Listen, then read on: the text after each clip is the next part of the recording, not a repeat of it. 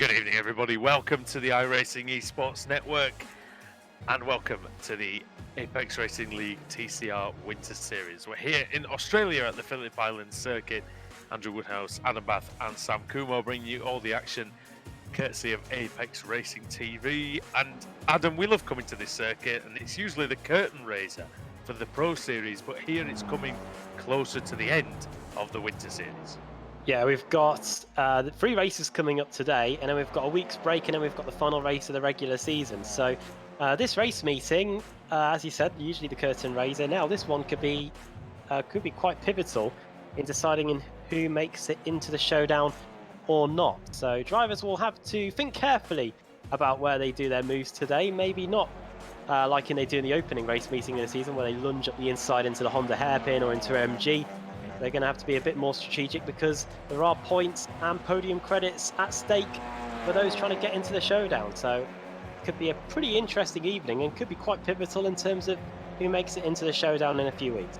Yeah, it's going to be fun to see actually who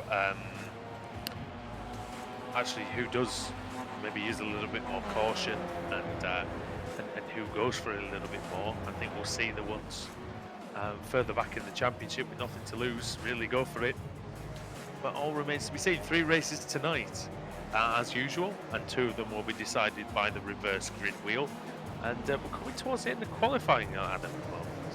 Yeah, and it's a CQR domination at the moment as things stand. It is a 1-2 with Ash Sutton and Dave Baker leading from the front. They're currently in first and second. Nicole Foggy's just come up with a late time to put the XVR Sim Racing driver into third on the grid. There he is there. Wojciech Savinovic is in fourth, and then how about this? Pro-Am drivers 5th and 6th.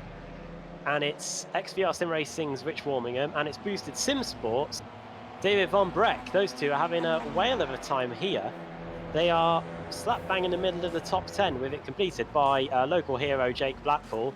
I guess he's a hero. Newman is teammate in 8th, Jason Cooper 9th, and Ross McFarlane, the championship leader, rounding out the top 10. So this is turning into a pretty interesting qualifying session as we enter the final 3 minutes or so. Yeah, amazing qualifying by Van Broek and Warmingham. Van Broek especially, because I think he's not been quite as high up during the season. But yeah, brilliant stuff all round, and I think they're going to be very happy with that indeed.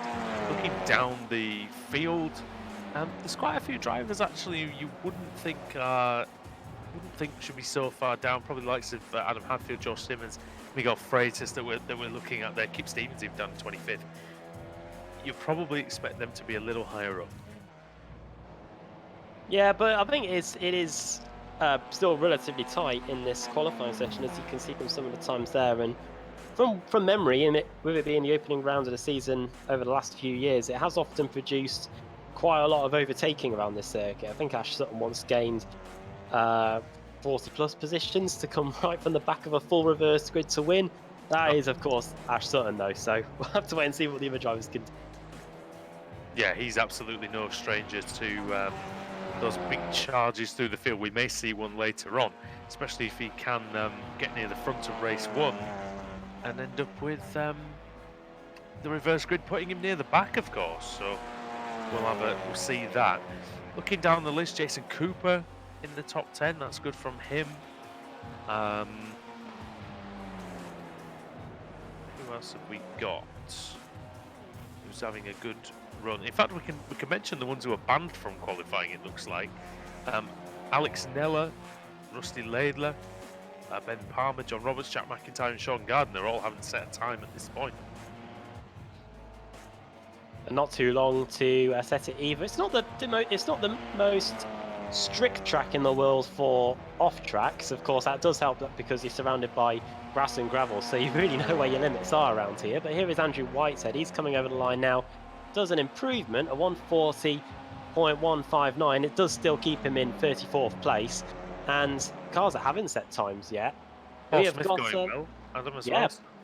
Yeah, he's up in 9th place in the AM category, 29th overall. And we've got quite a handful of drivers that haven't set times yet. And it'll be interesting to track their progress field. Jack McIntyre in particular for V-Racer set to start in 35th as things stand. Rusty Laidler, Ben Palmer, John Roberts, Alex Nella and Sean Gardner all also not setting times too. Smith didn't improve. It was a faster lap, but I believe invalid. Hadfield doesn't improve either. I think the track looks like it might be getting slightly slower out there. So nobody's really gaining any places at the very tail end of this session. Chris Wood coming up to the line. What does he do? 138.7 stays in 19th place. Oh dear, Alex Nella. Hardware failure for the boosted Sim Sport car. He looks like he will not be taking the start. He might be back for race 2 or race 3, but with it being a hardware failure, I don't know how easy it is to fix. So that is a massive shame for him because he did quite well at Motorsport, if my memory serves correctly. Yeah. So if he wasn't banned from qualifying, then he was just unfortunate. As Ash Sutton maybe taking a practice start. See how these drivers are leaving it right to the very last to get on the brakes into MG there. We were looking at Nicole Foggy. It was the driver behind them that was all sorts of out of control on the brakes. I think that was Johnny Brandon, I think, as here comes Foggy through the final corner. It's 2 yellow boxes, but is he going to have a final sector to remember here and try and bridge that 0.3 of a second to Ash Sutton at the front of the grid? Over the line he goes. And it is a 1:38.406, which is that's not great. Not far away, and it's. I think the track's slowing down. It really doesn't look like it's that quick at the moment. Nobody's improved for the last 3 or 4 minutes.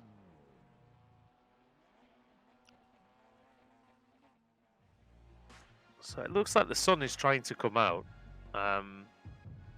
Might be responsible for the slightly higher temperatures. As you can see in the background, we are very close to the ocean here in Australia. If you have a big enough crash, you could end up near the sea, to be honest. Well, yeah, if you miss this circuit, you end up in Tasmania, and if you miss that, then you're off to Antarctica. Yeah, there's not a lot of hope for you if you miss both of those. Exactly. There's not a lot of land between here and the icy bits. Well, qualifying is at an end then, and it was a bit of a nice, cool ending to qualifying as well. Not really a lot of excitement, sadly, in that one. But the good lap times were put in quite early on, Adam. And as you mentioned, it's a 1-2 for CQR, and they're going to be ecstatic with that. Especially Dave Baker, who for so often qualifying isn't like his absolute strong suit. He's usually better in the races, so it bodes well for him. Yeah, and they were really in the wars at Motorsport last week. Ash Sutton was leading at the end of the first lap of race 1, then went off. Dave Baker, I remember being buried in the tyre barrier at one point. It was either in race 2 or 3. So let's see what they can do here. Here is the grid, by the way. Ash Sutton starts on the pole, Baker second, CQR lockout at the front.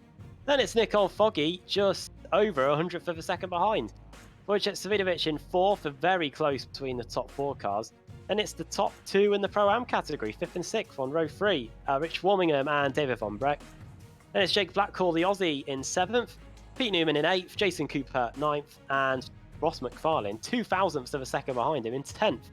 Then it's Jack Sedgwick, 11th. Colin Cunniff, the Scotsman, in 12th. 13th is Sven Glatzel, then Jamie Rushworth. Johnny Brandon and Pete Harrod, 15th and 16th. Then it's Dan Kraft, Michael Hall, Chris Wood, and George Simmons. Adam Hadfield starting in 21st. Then we've got Mark Woodhouse, Miguel Freitas and Michael Blake, a couple of Pro-Ams in there. Then it's Kip Stevens, Scott Malcolm, Rob Graham, Adam Hedgecock, Paul Smith there in 29th, and Lee Berridge. Good to see him back in 30th. Lars Van Rijn in 31st. Then it's Simon Field in 32nd, Martin Sampson, Andrew Whitehead, and then the cars that didn't set times. Jack McIntyre 35th, John Roberts in 36th, Rusty Laidler 37th, Ben Palmer, Sean Gardner, and we hope see Alex Nella. If he does make it, we'll have a 40-car grid for 3 races coming up. Well, we'll see if Nella is there momentarily. Ash Sutton then has the task of leading away from pole position. Nicole Foggy with his customary late appearance onto the grid. Here we go. 5 red lights above the drivers. Lights are off, the race is on. decent getaway by pretty much everybody. Baker got a terrific start. Sutton, he just bogged down in that second phase. He might have actually made some contact with the XVR car as Foggy goes through into second place, into the blindingly fast turn 1. Here at Phillip Island, it's very difficult to... Oh, look at that! And Baker and Foggy almost making contact. That would have been an almighty one if they'd have collected each other there. But Baker, the former champion of the series, slots ahead of Foggy, and there's more contact between Sutton and Foggy. Oh, there's it off in the background. I think it's Woodhouse. Oh, it might be Cunniff. Somebody, as we go through Stoner Bend, hard on the brakes into the Honda hairpin. It is going to be Baker that leads. Baker leads. Foggy in second. Sutton dropping down. Oh no! Oh, he's off. He's off. And is that damage? Is that damage to the CQR car? I think it is, because he can't turn. And he's been pelted off the circuit. Got a helping hand there by... And he can't turn, look at them. No, he can't. Let's have a look on the board. Oh my goodness me. Oh, and he's just hit. It's rush hour. He's just hit Lee Berridge. It's rush hour here at Phillip Island on the opening lap, and Ash Sutton is... Oh, he can't. Oh, he's struggling with the... He wants to break away from him with the right-handers. Pole position advantage gone already. I'll tell you what, Adam, if he manages to do anything, absolutely anything at all with his steering damage, it'll be a superhuman effort. Oh, and almost into Berridge again. He's suffering now, look. The faster corners, it's difficult for him. Let's track his progress then. On the front straight to complete the opening lap, then it's Sutton's teammate Dave Baker that leads the way. Sutton trying to make it 3 wide as we go across the line. Kip Stevens has made a good start, look. Quite a few drivers. Seven positions gained for him. 18 places gained for Ben Palmer as well, so we've had quite a lot of big gainers in the early going. How has he done that? Sutton is absolutely careering his way through the midfield. Breakneck speed. But has he got the car underneath him to be able to do anything? Paul Smith's been off for 5 seconds. That won't help his cause, as he is down now in 33rd place. Not a good start for the Yorkshireman, but here's Adam Hedgecock on the inside of Kip Stevens going into the hairpin, and does he make it through? Hedgecock, he's now on the outside for this left-hander. Oh, Stevens got a good exit from there. Oh, and off in the background is Lee Berridge again. Oh dear. So Berridge might have had some contact. Welcome back to the ARL TCR for him. He was off at Siberia there. Simon Fields in the gravel. Well, a week after Ireland secured their place in the Euro 2020 playoffs, things haven't gone too well so far for the Irish boosted driver. No, and here is Johnny Brandon. He's got Ash Sutton for company and Kip Stevens. Dangerous mix, you would imagine. Truly intriguing up here, isn't it? Yeah, Cedric sets the fastest lap then. And Adam Hadfield sets the fastest lap. He's in 14th place. Sutton on Brandon. Up the inside. There he goes. How's it looking from inside Ash Sutton's car? Because how is the steering? We need to get him on a straight just to see exactly how the steering is. Thing looked a-okay here. I was intrigued to know actually what happened to him to make him go off a Honda hairpin. It's not quite straight, I don't think. Yeah, it's not. It can't be fully straight, that steering. I don't think. Oh, Adam Hedgecock's crashed. Oh no, he'd had a good start as well. Boosted driver off. Oh, there he is. Look, is at Honda hairpin. It looks like he's crashed with Kip Stevens, Adam, because I think Kip Stevens might have been off as well. Oh, this is turning into a hot spot, isn't it? Because this is where Sutton went off at the start of the race, and now Adam Hedgecock's gone off there as well. So not too sure what would have caused the number 13 car to go off there. It might have actually been. Was it Freitas? It could have been Freitas, Adam, actually. Well, we'll find out what it is. Up the inside. That is number 27. Scott Malcolm? Rob Graham. Oh, when he gets clattered into there by Matty Laidler afterwards, that's not good. Ah, yeah. Oh, Sven Glatzel into the pit lane. What's happened to the German? The V-Racer car is trundling down the lane and he is in trouble here. Might be a stop-go penalty for a jump start, who knows, but his race one is effectively over here.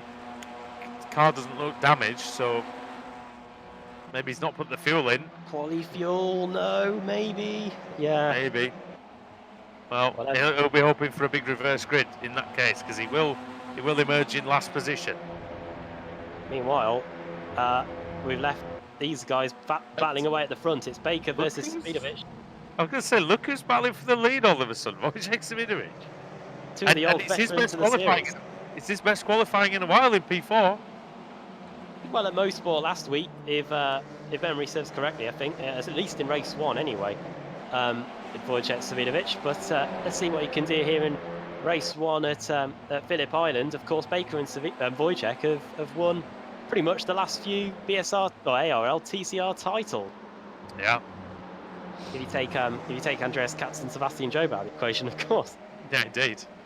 I think they're the only two drivers on the grid that have actually won title series. What is it? It was the one about Michael Schumacher, wasn't it? It's about 7 drivers have won the championship or something, and 4 of them are Michael Schumacher. It was whatever he said, wasn't it? I can't remember exactly what the quote was. I don't think it's Ralf Schumacher, the son of Michael. That was the top one. Rest in peace, Clive James, by the way. That was sad to. Oh yeah. About his passing as to come across the line. Yeah, he was a big F1 guy. Did some season reviews, of course. And he did that famous F1 special as well, didn't he? Where he sat the drivers down. Oh yeah, that was it. 97. I've got the quote from Murray Walker here. There are 7 winners of the Monaco Grand Prix on the starting line today, and 4 of them are Michael Schumacher. There you go. Oh dear. So there are many winners of the VSR TC on the grid today, and 5 of them are Wojciech Svidovic. And now he's been passed by Nicole Foggy, who's up the inside into the hairpin. The Scotsman tries to get the drive out, but he'll have to be very brave and very skilled. They need to go all the way around the outside of the 5-time champion, as we mentioned, and he gets the Audi out of there just in front. Oh, it was a brave attempt there, and it was interesting to see because it looked like there was a bit of grip out there for Nicole Foggy, just not enough in this stage of the race meeting as Baker slides a little bit wide going through Luki Heights. Race 1's going to be the time, isn't it? You know, if you're gonna make a move around the outside when the track's a bit cleaner. Of course, yeah, all the marbles will be formed by the time, definitely by the time we get to race 3. Of course, the sun will be on a different part of the circuit as well because we start early morning. For race Jamie 1. Rushworth's off the track. Oh dear. Well, where is he off? He was off at. It looked like Jake Blackwell might have gone off the track as well. Initial thoughts. It's MG. Well, this might be it. Here we go. This is the penultimate corner. They're just going to dip a wheel into the dirt on the exit. Rushworth, yeah, they do. They just run a little bit wide on the exit of the penultimate corner. Baker, sorry, with the blinking either. Yeah. Change for the lead, and this is how it happened. Wojciech Svidovic going to the front, and he's going to get past Dave Baker into turn 1, is he? That's how it happened. Round the outside goes the champion, and all of a sudden Nicole Foggy's going for the lead. That's happening live, and here it is. Wow. Well, they've both done away with David Baker then. Wojciech Svidovic versus Nicole Foggy. What a brilliant scrap for the lead of the race. Svidovic can he just maintain that overlap as they go through the hay sheds and into Luki Heights. Svidovic around the outside, he's sliding the car at him as he pushes to the limit. Can he get it done up the inside into MG though? He's going to try, but that outside line is quite good around there. I think he just hit him very, very slightly, and he has to get in right in front of Dave Baker. But brilliant stuff by Nicole Foggy to take the lead of this race. Now Svidovic and Baker, and notice that the car who started in 11th place, Jack Sedgwick, is now up to 4th position, and he will not be denied. We've seen that many times. Now, Jack Sedgwick was involved in a bit of controversy at the start when he collided with Ash Sutton Zvinovic! at Siberia. Wojciech going back for the lead into turn 1. Oh, it's brave if you're going round the outside there. Oh, there is contact.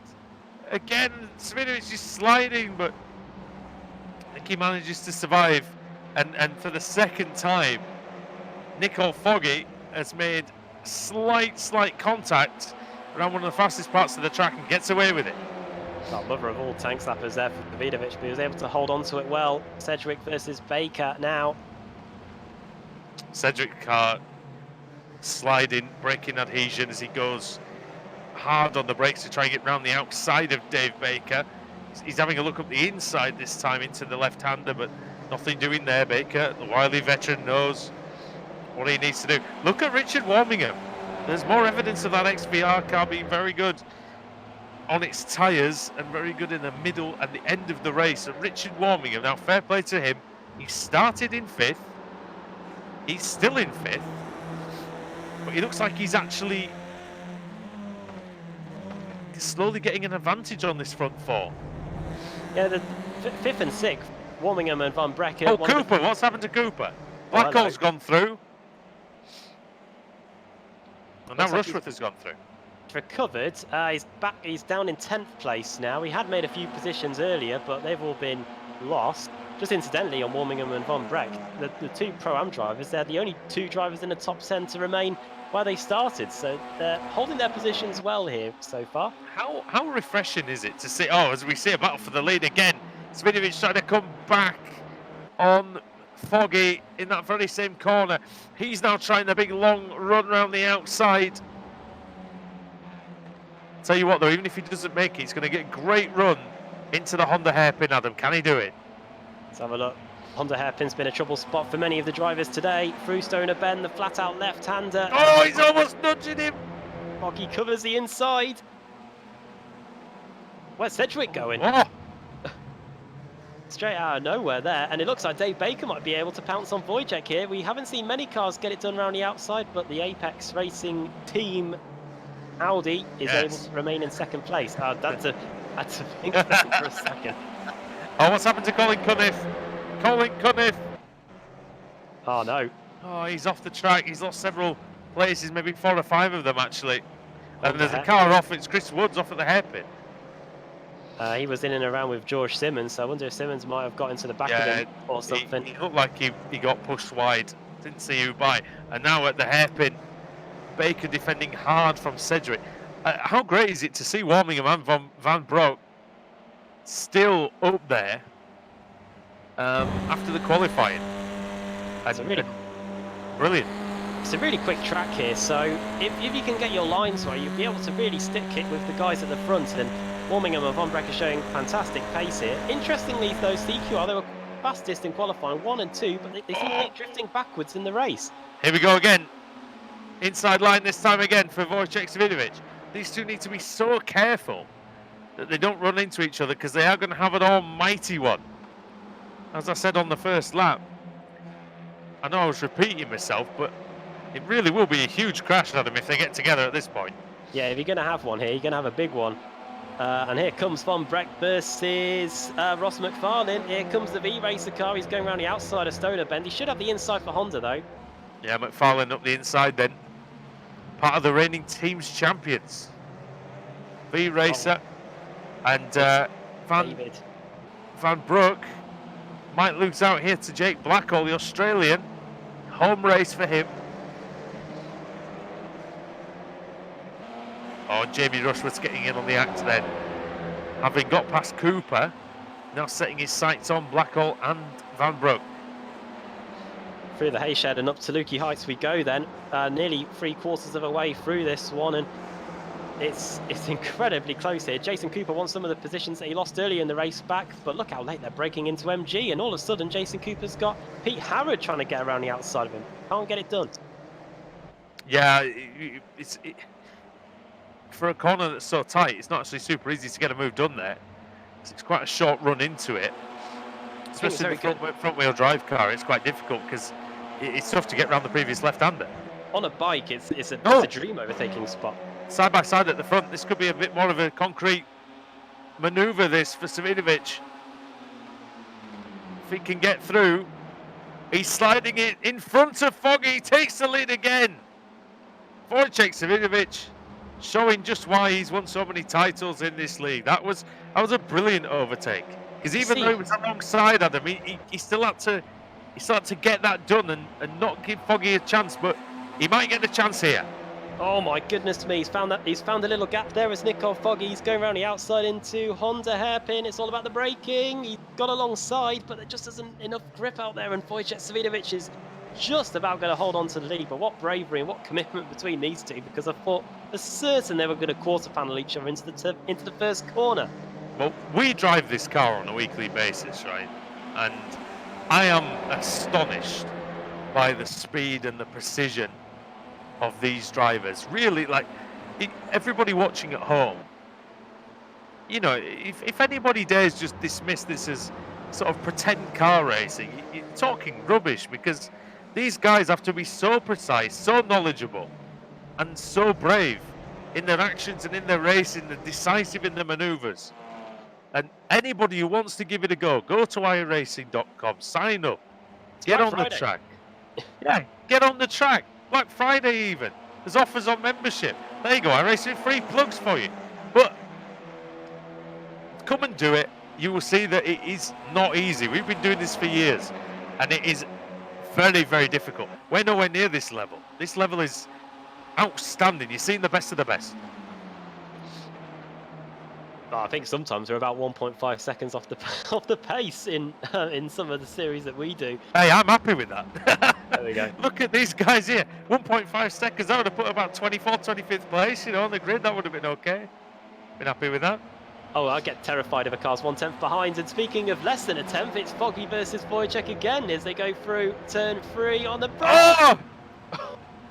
Oh my goodness. Wow.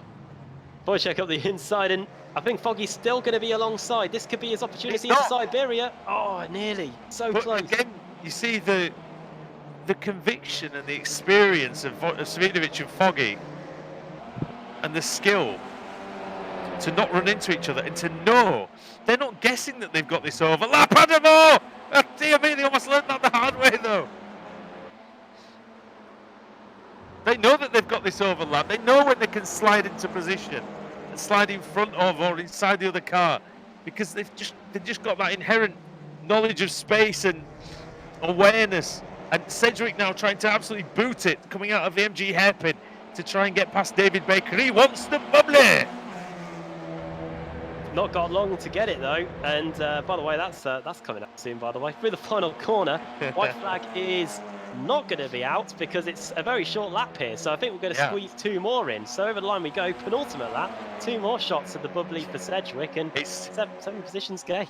It's not what Savinovic wants to see, is it? There's 2 laps to go, but he will have planned this. He will know exactly how many laps they can do, and so will Nicole Foggy.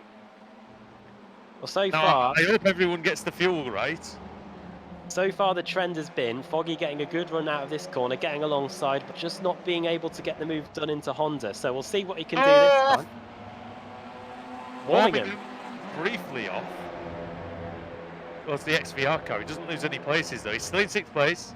5th place, sorry. You can see it on your screen. There he is in the black and red car. Now, there's Jack Sedgwick in the white and red car. He's having to go on David Baker now.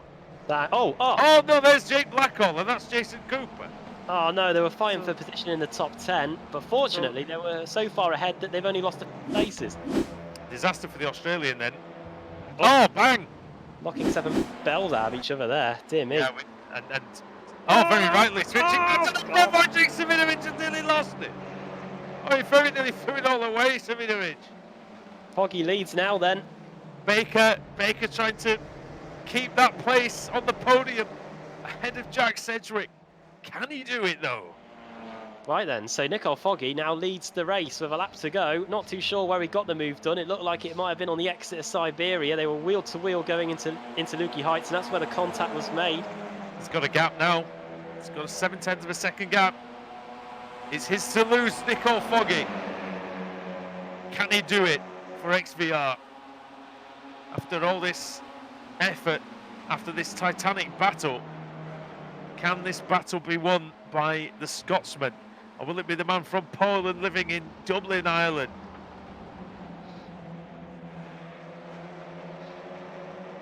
Right, onto the short straight towards Honda, and 4/10 of a second. Wojciech's eating into that gap, but he's going to have a mighty second sector and try and lunge it up the inside into MG, I reckon, if he's going to stand any chance of winning this one. Yeah, I think that's going to be the time. Going to get a good run through the fast section beforehand. And really throw it in. You might have to just go for this. It depends, because he's low down in the championship with Savinovic, isn't he? So he really just, in my opinion, just needs to go for the win. See if he can do it. He's got the gap down to 3/10 of a second. He's probably will get it down to around 2/10. He might not even have to be into MG. He might have to try and set him up through the final two corners, and then we might have a drag race on our hands here. Well, we've seen that many times, haven't we? And actually, we've also seen him and Foggy, when he was behind, get very close over the start-finish line. So we're going to see it. Now, here we go then. This is the run to the line. We've got some fast left-handers to go. Past the pit lane. Who's going to do it? Savinovic is coming off the corner with some slipstream. Foggy's driving to the line. I believe he's going to do it. He's going to come to the line. Nico Foggy's going to take the checkered flag. He's going to win at Phillip Island. Pulsating first encounter of the night here in the ARL TCR Winter Series. And I hope everyone watching the iRacing Esports Network enjoyed that one, because we sure did. Pro-Am victory for Rich Warmingham. It's very close here between Kip Stevens and Colin Cunniff, but it's going to be Stevens that gets the final spot in the top 20. Of course, that has no bearing on the reverse grid whatsoever. Here comes Miguel Freitas and Simon Field. They've both, well, Field's definitely been off in this opening race. It's going to be very close between these two, but it's just going to be the Team Mad car heading home, the boosted SimSport car. Yeah, a few drivers who didn't have a particularly fantastic race there. Field and Freitas especially didn't.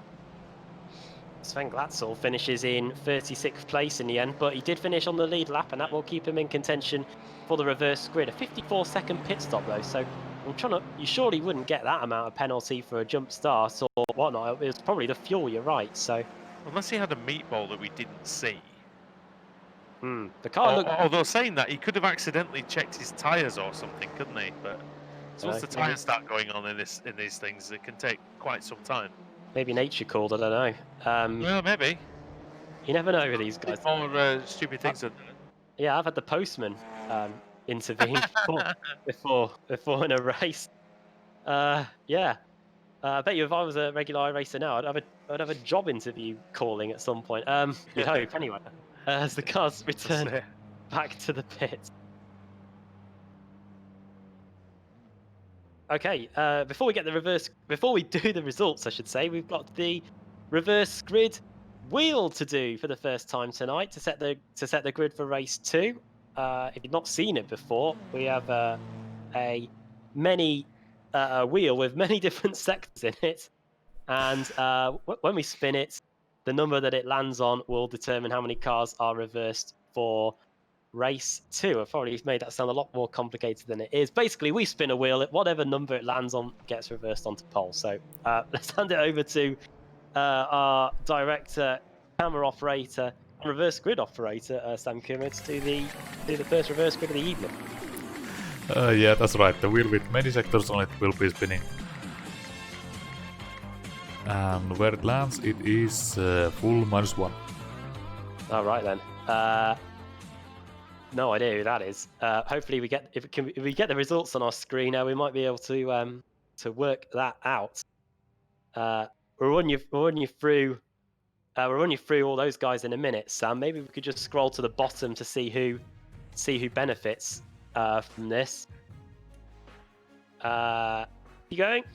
There it is. Oh, maybe even more. Also, it looks like it's going to be Sean Gardner. I don't think McIntyre or Nella took the start, so everybody finished on the lead lap, which is quite impressive, I think. So, yeah, Sean Gardner's going to be on pole. Sven Glatzel benefiting from that pit stop in the end. He's going to be on the front row. Samson third, Whitehead fourth. And, Adam Hedgecock going to be starting in 5th for that one. Right, let's run you through the results then, shall we? Before we go for a break. There we go.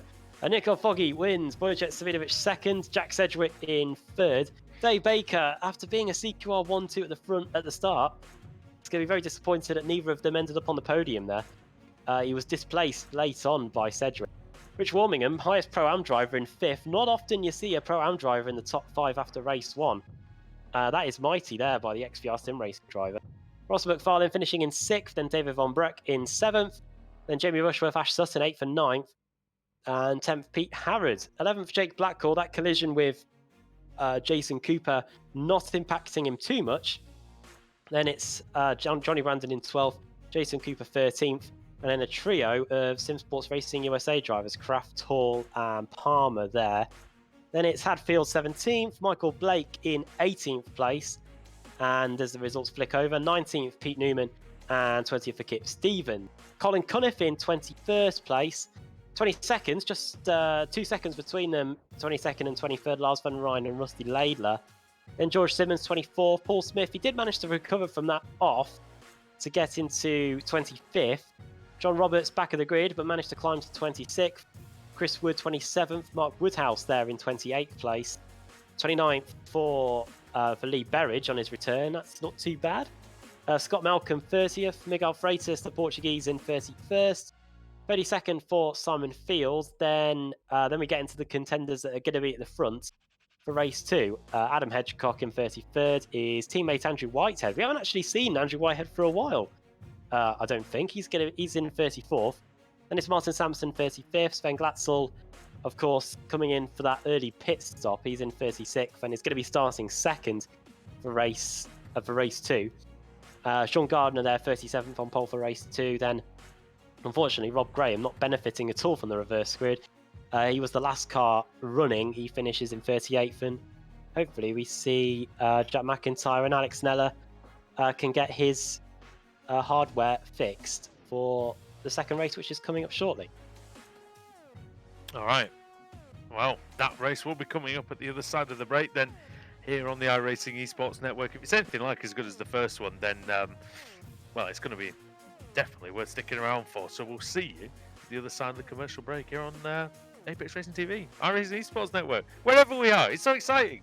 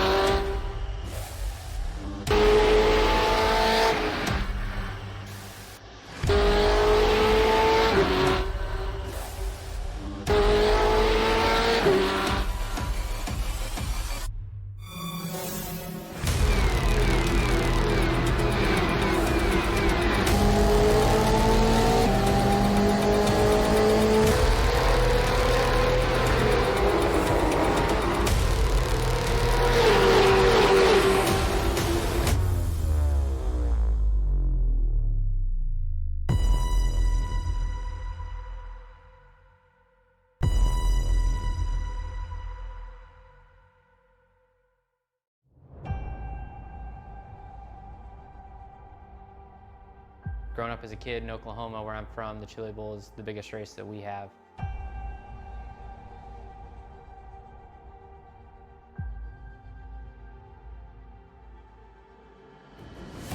The Chili Bowl has kind of been my favorite race of the year.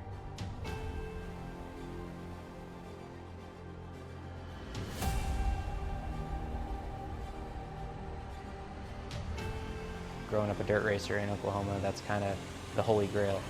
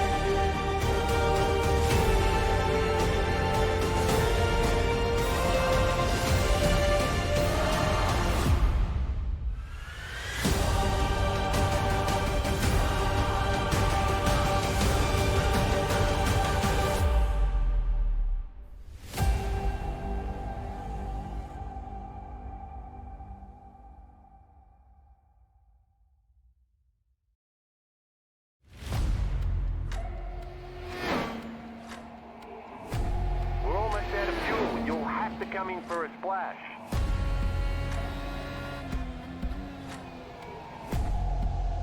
Three, two, one, now.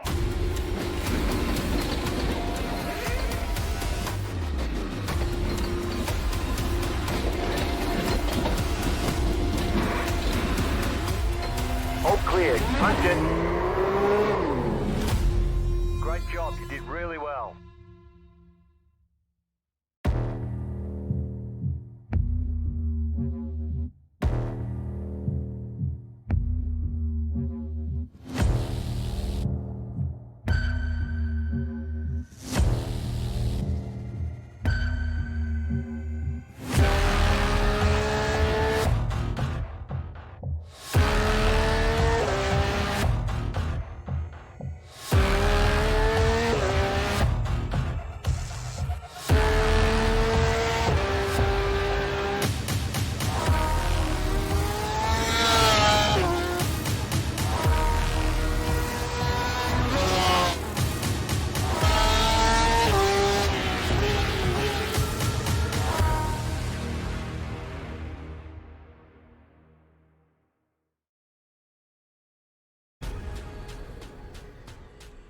The most realistic online racing sim ever made. This is iRacing. Detailed laser scan tracks, fully dynamic real world cars, and over 50 series to choose from. 6 online world championships offering over $100,000 in annual prizes. This is the original esport racing game. This is iRacing.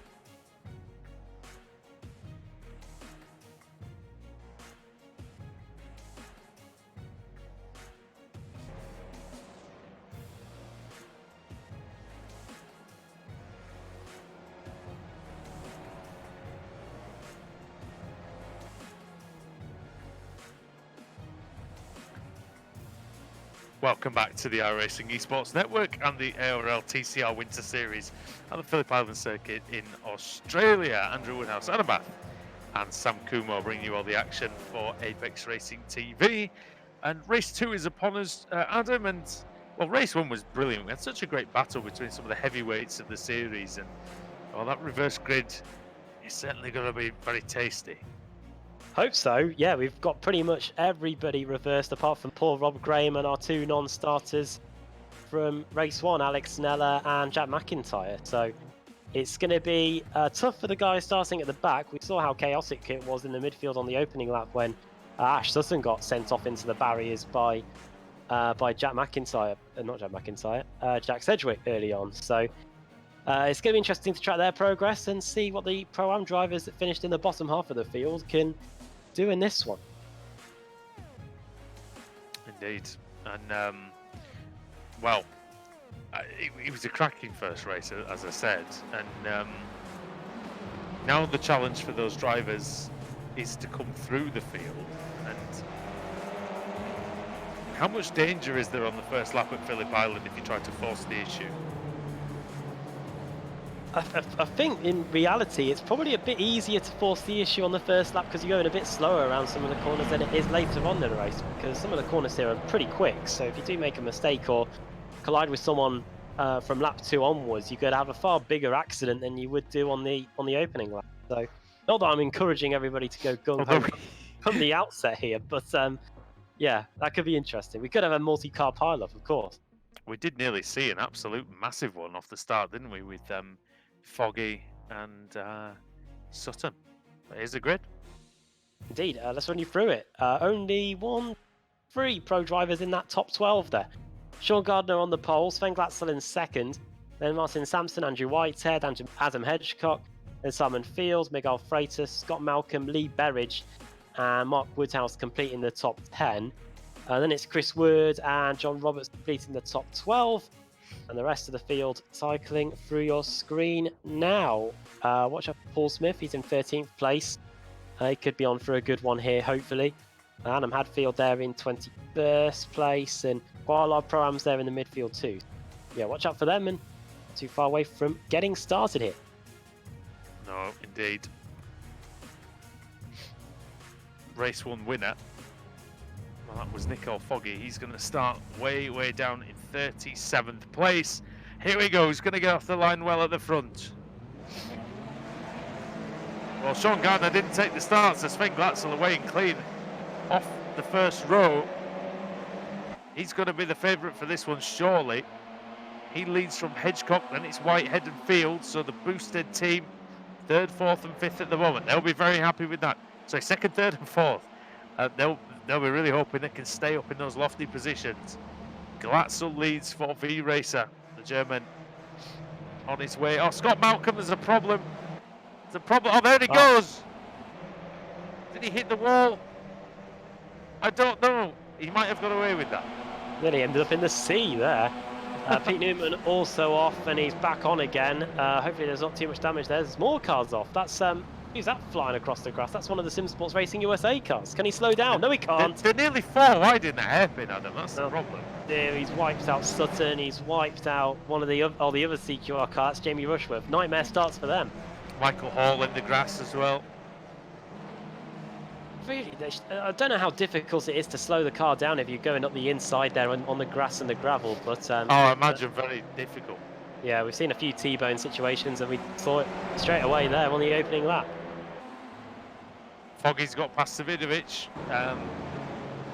Glatzel's 2.2 seconds clear. Miguel Freitas somehow got into 2nd place, so he must have had a terrific opening lap. Oh, and off! Woodhouse.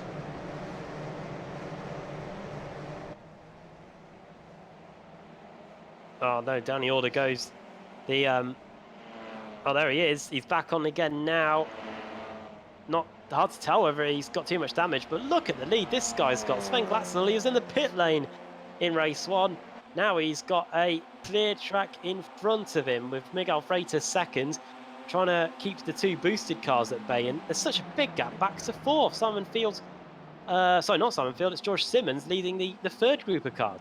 Well, he's German, is Sven Glatzel, and that reminds me of one of the finest Sebastian Vettel opening laps of years gone by. Absolutely flying up the order. Flying away from the rest of the field, sorry.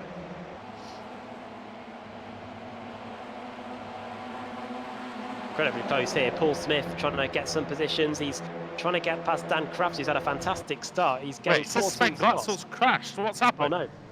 Oh, Oh, he's no! off! Oh no! All by himself. Oh, How on earth's that happen? he was given a golden opportunity to take the win. Granted, it's not over just yet. Oh, there's more cars in the gravel. And one of them is Paul Smith. Yeah. Colin Cunniff looks like he's off as well. Second race in a row that he's gone for a trip through the kitty litter in the first couple of laps. Well, That means Adam Hedgecock leads the way from Yeah. Simon Field. And since when have we seen Simon Field at the front of the race? Not for a couple of years. For many years, and Boosted can't believe it. Well, if there's one thing that Boosted drivers are good at, mostly, it is defending positions. So I think we could be in for a cracker here. We've got 14 minutes still to go, and they have got quite a few laps to keep the rest of the field at bay. Here is Sven Glatzel. He's on the comeback trail, but the big question is, what on earth happened to cause him to throw away what was a 2-second lead almost at the end of the first lap? Well, we're going to see the replay, I think, shortly of how Sven Glatzel lost the lead. He's desperately fighting to try and get past George Simmons, who's just set the fastest lap. So he's on the move. Jason Cooper's going on the outside of Whitehead. Sam, do we have the replay of Glatzel? There it is. Everything fine on the brakes into turn 2. Oh no! Oh wow! Now in that situation, you'd put your foot down, wouldn't you, and try and bring the car around. But maybe that's the inexperience of front-wheel drive. Not too sure. Yeah, I mean, you would stamp on the throttle and get that thing round. Nico Foggy!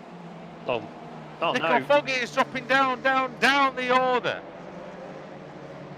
He's in 25th. He might have just got on the brakes a bit heavy going into the hairpin, but he is. Yeah, you're right. He is down there. Of course, he started towards the rear because of how high he finished in race 1. He did climb up the order, I think, to 20th place or thereabouts, but not anymore. I mean, look at Rob Graham battling with Chris Wood through Lukey Heights. Yeah, Rob Graham's one of the few drivers that, well, one of the only drivers that. Oh, off! It's number 1. It's Wojciech Stevinovic. The reigning champion is in the walls here after coming second in race 1. He's now through the lawn and through the grass, trying to get back on the circuit. Yeah, it's not how we wanted to follow up the excellent showing in race 1, the good qualifying that he did. Meanwhile, at the front, Adam Hedgecock's trying to take the lead from keep the lead away from Miguel Freitas. Portuguese drivers going around the outside. This is an old World League sim racing battle. It really is. I don't know if they were in the Jettas back when that was happening. I think they were, yeah. That was in the background. That was Field and Glatzel coming to blows. It looks like that round 1 goes to Field. Now, I might be completely wrong in terms of Adam Hedgecock, but we know Miguel Freitas certainly was.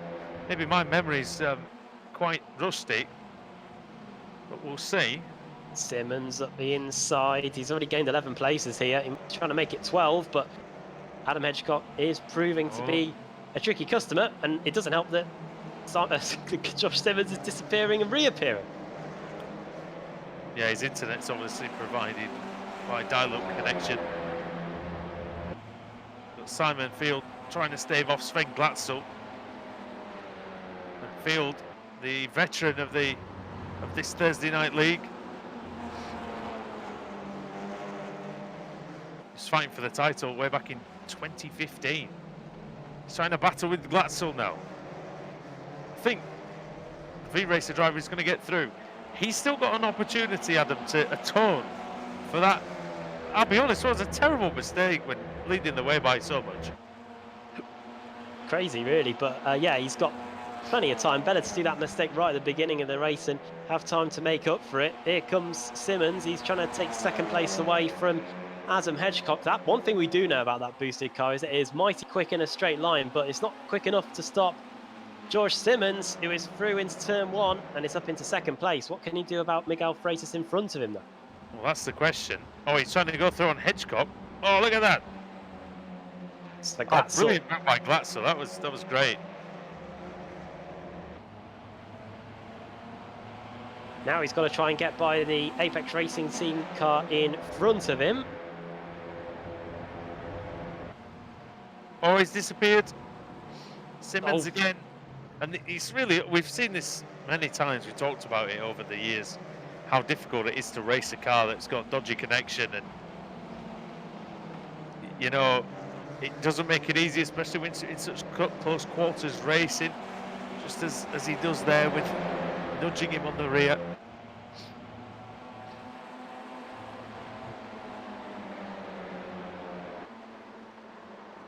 Glatzel could still win this race. 100% he can still win this race. It's only 1.5 seconds off the lead. Tell you who's only 2 seconds off the lead and is setting very quick lap times is Ross McFarlane. He's in 8th and he's got Lars van Rijn in front of him, and he isn't too far away from this lead group at all. So we'll have to see what he can do, and we've still got over half the race to go. Big manoeuvres going on in the midfield. Foggy and Rushworth changing positions. Graham and Brandon. Chris Wood as well. Woodhouse and Warmingham. That Woodhouse-Warmingham Graham-Brandon battle looks silly. Can we see that? It looks absolutely bonkers. Yeah, for 21st on back. Yeah, it looks mental. Here we go. Here it is. Look how close that is. 2 Team Ad cars going through then into the first corner. So that's Woodhouse and Wood. That's incredible. I've only just We seen. know Warmingham's got the pace from race 1, don't we? When he was running in the top 5. Oh yeah, and did well in race 1. Race 2, going okay. Let's be honest, 11 places gained. That's still a healthy return for the Pro-Am driver. Currently 9th in class as well. Well, Rob Graham had a good race in race 1 as well. And he's had an even better one in race 2, 14 positions gained too. Colin Cunniff, who's been sort of he's been suffering with a couple of incidents. Oh no, Andrew Whitehead's in strife here. He's getting surrounded, getting mugged off. There's an Automat car having a massive tank slapper at Siberia. He just about managed to survive. I think that was... Could well be just an experience thing for Andrew Whitehead. He's very experienced in this league. I don't think, he might be able to correct me about this at some point, but I don't think he's very experienced in the Audi. I think that might be the problem, and he's gone onto the grass there. Oh wow. Gets back on, rescues it before MG. He's got Wojciech Savidovic and Rob Graham on his tail though, and he's about able to keep them at bay. But it's very close for the race lead. Miguel Freitas and Sven Glatzel. If at first you don't succeed, Sven Glatzel is now going to come back up the inside and retake first place going into the first corner. Yeah, good stuff by Glatzel. So, well, I'll tell you what, that's good credit to him. I think a year or so ago, he would have found another way to crash on his way through back to the front. But he has got better in that regard. You know, he has matured. He has been a bit more considered with his driving style. Freitas may have another attempt into the hairpin. The V-Racer car very quick in a straight line, and we see that this time. Even with the slipstream, there's nothing the Team Mad car could do. And I wonder if George Simmons can offer any competition to him at the front. At the moment, he's got to get by Miguel Freitas, and Freitas could still offer a fight here. As Jason Cooper and Boosted's Adam Hedgecock fighting over 5th and 6th place. I'm a little surprised that Hedgecock shot down the Audi, you know, so much. Considering the pace he's had in most of the meetings this season, but it's good work from Jason Cooper, who qualified inside the top 10, of course, to start the meeting, and a reasonable run in race 1. 20 places gained actually in this race, Adam, and nothing to sneeze at in terms of that. So close, side by side between Sedgwick and Dan Kraft going through the final corner. Oh no! Oh, he's well off. That could have been a lot worse. And he clobbered the handbrake there, I think, Adam, and that's a technique that is used quite often in this car. At least it should be. And you get on the grass, use the handbrake to bring you around, get you back on the track quicker. So sometimes it's a good thing to do. One driver we saw in the BSR TCR on a Sunday night used it to get around some of the corners with questionable ability, especially at Catalonia. Catalonia, yeah. Not going to name any names at all. He was called James. So here's from McFarlane on Hedgecock, and slots into P6. I have to for say, Ross. the handbrake isn't the first thing I'd think of using in a situation like what Cedric was in, I must admit. No, but it definitely does help me. I will say that. Like, it's happened to me a few times this season. I've just popped the handbrake. It's got the car pointing the right way. It faces. It goes in such a straight line when it's off the track. It just does not turn at all. So the only way to get it pointing the way you want is literally like to steer it like a shopping trolley. And then you can just hammer it and it goes the way you want it to go. Now this is Michael Blake. He's just sat in behind Jack Sedgwick in P10. And going well in that Smile Time Simortal car. Yeah, 10 positions gained for him, and right now he's sat in 3rd place in the Pro-Am category, so that would be doing him nicely. Just behind him is Dave Baker, who's one of the few CQR cars that hasn't been in trouble in this race. We saw Sutton and Rushworth off at the Honda hairpin on lap 1. And here comes Baker, he wants a spot in the top 10. Yeah, and just behind them is Lawrence Van Ryn, who's having a really good race as well. 4 places gained for him, as Baker had a look, decided not to go for it in the fast right-hander. Decides to just wait another few corners at least. 6 minutes to go here in this one. Phillip Island, ARL TCR, Andrew Woodhouse, Adam Bath and Sam Kumo bringing you the action on the iRacing Esports Network. What a battle we're seeing, Adam, around this Australian circuit. Yeah, both races so far have been brilliant. Well, we've got one more to go after this, of course, as well. The reverse grid will probably throw another spanner in the works for many of the drivers here. It might not be close at front, but it is still very close for second. Just a couple of attempts between Simmons, Freitas and Field. So fight for the podium positions is still on here as we look at a fight in the midfield between Lee Berridge, a returnee this weekend, and Mark Woodhouse and Chris Wood. Yeah. Wood and Woodhouse. And Woodhouse. The only thing to make it more confusing would be if I was there as well. Oh, no, there's a contact. And there goes Lee Berridge off onto the grass. He's going to be able to recover it with a neat little spin. The steady was going well. Well, no. he was going, certainly.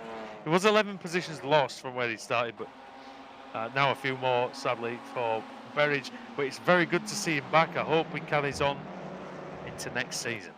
Right, can we get the Irish flag up on the podium here? It's Miguel Freitas that is keeping the Irish driver Simon Field at bay. There he is in the boosted Sim Sport car. He's currently leading the Pro-Am category, but he wants to try and get on that overall podium and get some of the bubbly that goes with it as he goes around the outside of the Team Ad car. Freitas is trying to prevent said bubbly. Yeah. He's doing a good job as Miguel Freitas, fighting on the podium. Glatzel and Simmons are just that little bit quicker in this meeting. There's no shame in that. We've raced against Sven Glatzel and George Simmons in the past, and tough competitors. Jason Cooper said a mega race, 20 places gained. He might try and make it 21 here at the inside of field, is he? No, nearly. You beat Sven Glatzel in that World Series race when you were drunk. God. Wow, how no, times he have beat changed. you, didn't he? Did he beat you? No, he got a slowdown late on. He was the one that I was going unlucky at late on. So you did. You see, you beat the man when you're intoxicated. So that's how good you could be. He's very good, this Sven Glatzel. Yeah. Meanwhile, Ross McFarlane, he's getting tunnel vision here as he's looking through the middle. No, he's not, is he? Oh, wow. Oh! Face on the inside nearly opens up for the V-Race championship leader, of course. Well, that was a... He didn't really move across field that much, but it was enough to just close the gap. This is great news for Miguel Freitas. He's pulled out 3/4 of a second lead while these guys have been going at it. And here comes... as well. Oh, in fact, yeah. Cooper.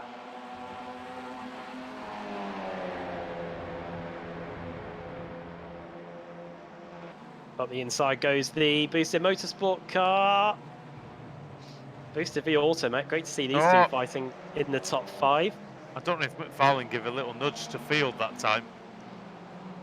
Just worried that you see all those cars, you see all the cars approaching, whether the floodgates could open for Field here. There's so many quick cars coming. Oh, what's that? I can hear a spin.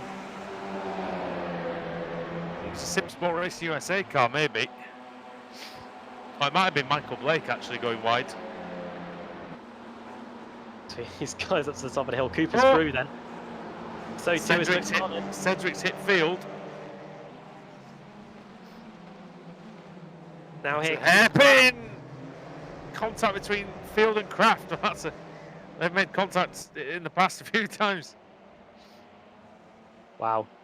Right, that's Field down to 6th place then. It could be at worst 8. And we've got about 2 laps to go, I reckon, as we come across the line. I still think he'll be very happy with the top 10 finish regardless. Oh, definitely. Kraft's not he missed a gear at that time. I've been there. Over the line we go.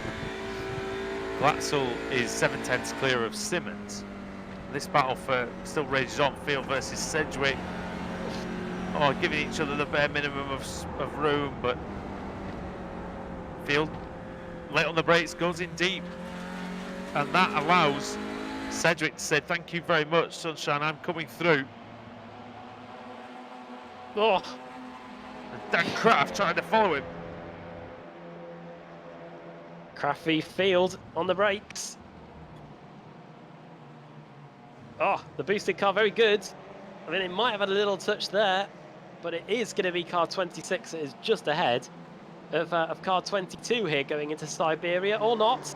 Nudge and through. Oh, So that's Dan Kraft up into 7th place, Simon Field down to 8th, and Miguel Freitas been caught by Jason Cooper now. yeah, he is. And Cooper looks like he's going to go through. He wants the bubbly. See if he can get it. And look at that. For the lead, it's getting within 0.4 of a second here. Joel Simmons on a charge. Only one more lap to go. Hopefully, there's a 7 seconds. We should get one more lap in. Touch wood, I think. 4, 3. 'Cause otherwise, that's sort of knackered that little statement, doesn't it? Yeah, we do. Hopefully, no one runs out of fuel because of this. Yeah. Bang on the clock as we come across the line. Glatzel, he was in the pit lane earlier. Hopefully, that's not going to come back to haunt him with fuel this time. Simmons is all up. Maybe he's struggling. Maybe that's why Simmons is closing the gap. Who knows? Oh, he's disappeared. That's the tactic. To try and get past him by teleportation. Oh. Here is the battle between McFarlane and Cooper, though, and it looks like McFarlane has got through into 3rd place. Somebody must have glued those 3 cars together almost, because look how close this is. Got to defend the inside, doesn't he? The hairpin, surely.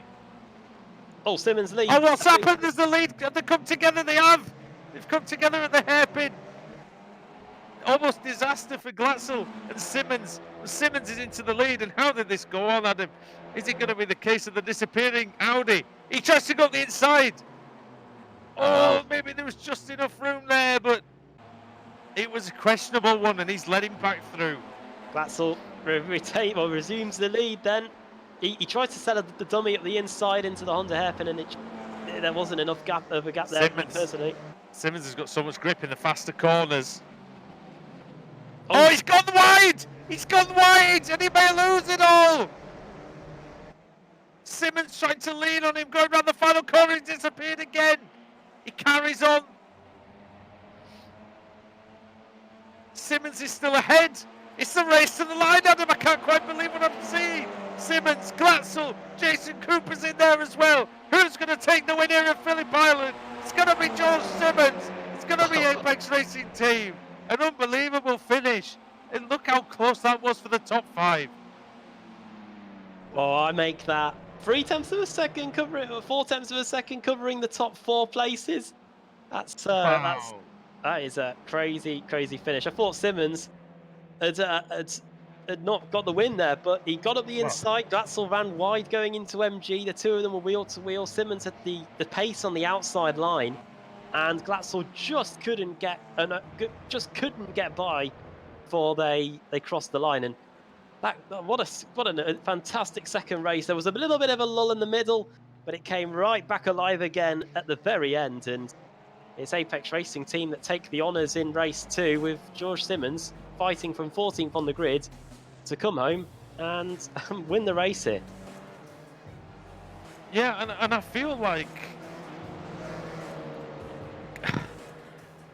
Glatzel had his opportunities, didn't he?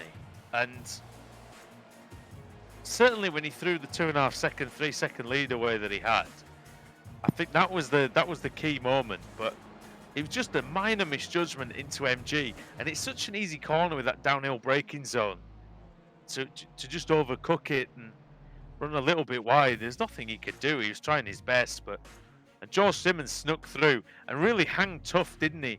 Around the outside when some people would have maybe would have given a bit too much room to the other car.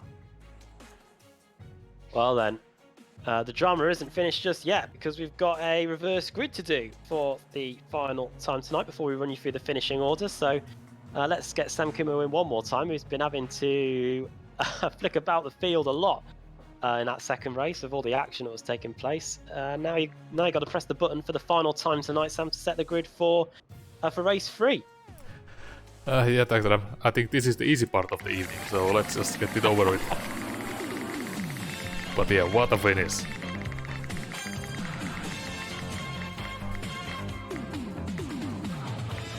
And it's gonna be another big one, so full -3.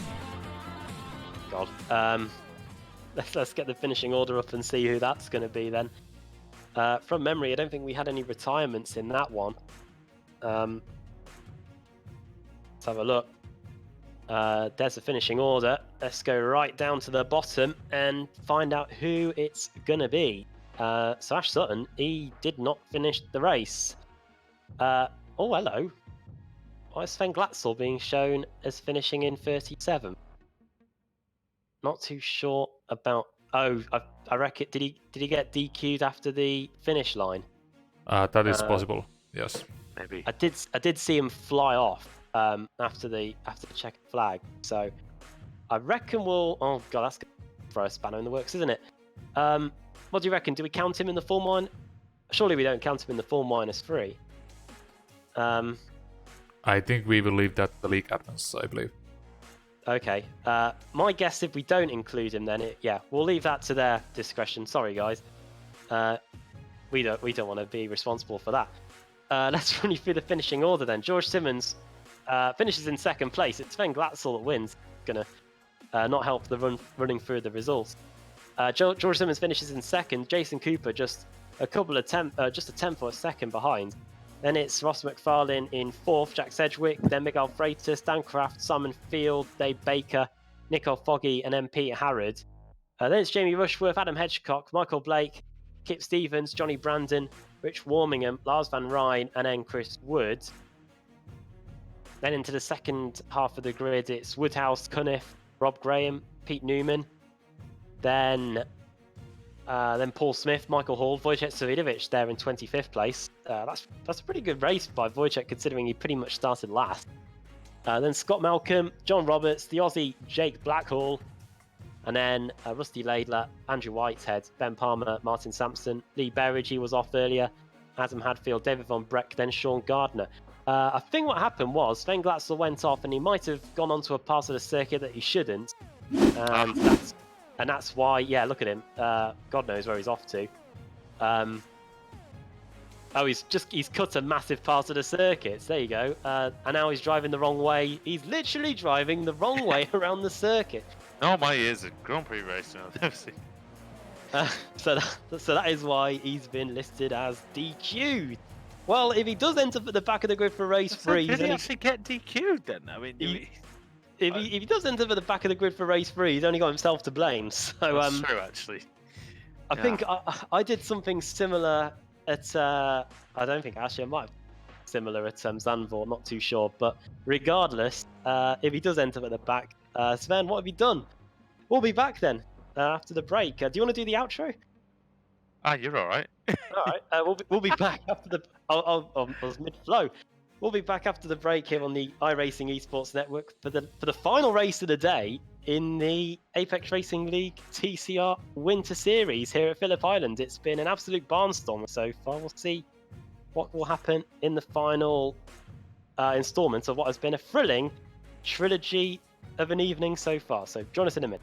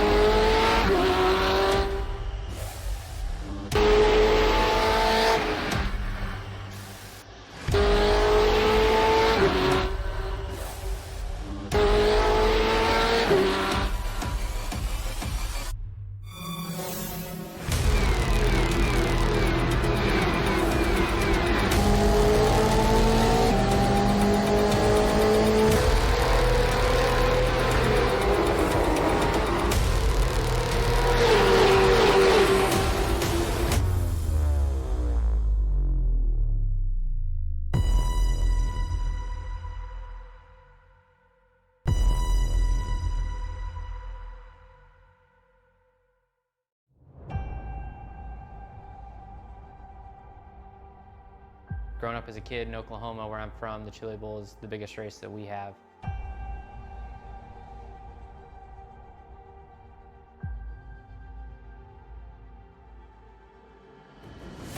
The Chili Bowl has kind of been my favorite race of the year.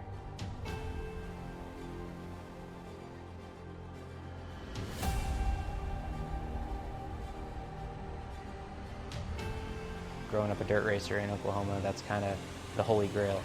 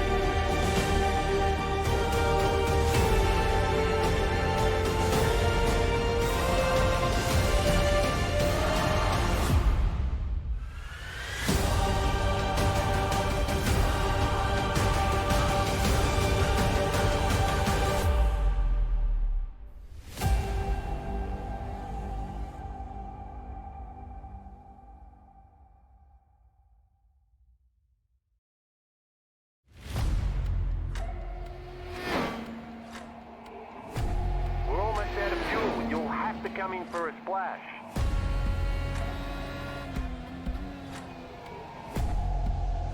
Three, two, one, now.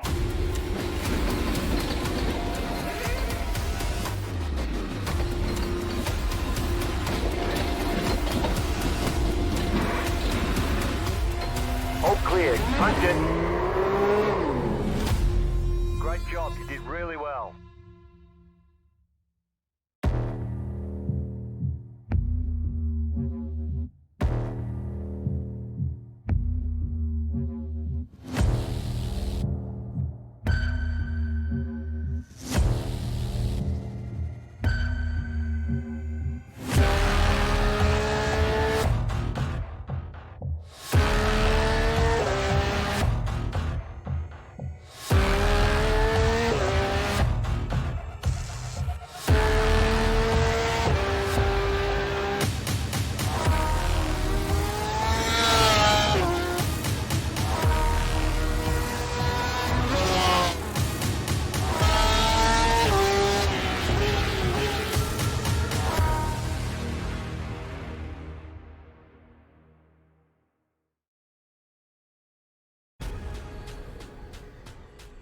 The most realistic online racing sim ever made. This is iRacing. Detailed laser scan tracks, fully dynamic real world cars, and over 50 series to choose from. 6 online world championships offering over $100,000 in annual prizes. This is the original esport racing game. This is iRacing.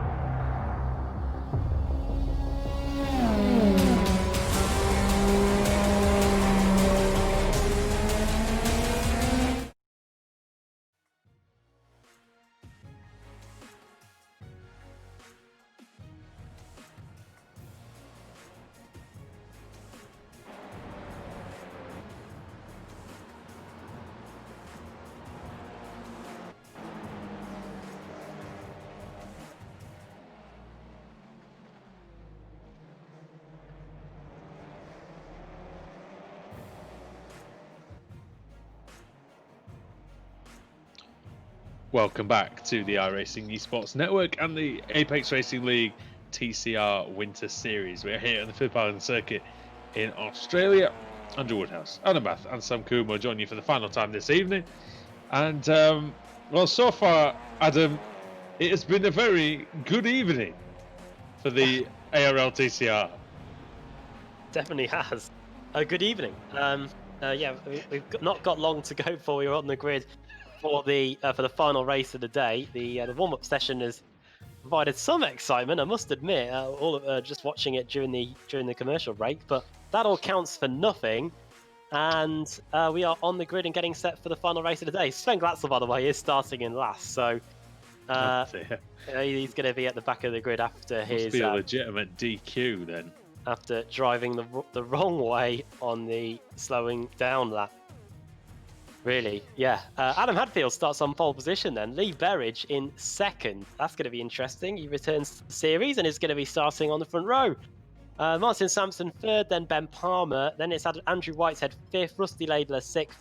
Then it's Jake Blackall, John Roberts, Scott Malcolm, and there he is in 10th, Wojciech Savidovic. And the rest of the field cycling through your screen. And we are not too far away from getting third race underway. In fact, we're just a couple of seconds away. Here come the lights. Here we go then. Round 3 of the evening.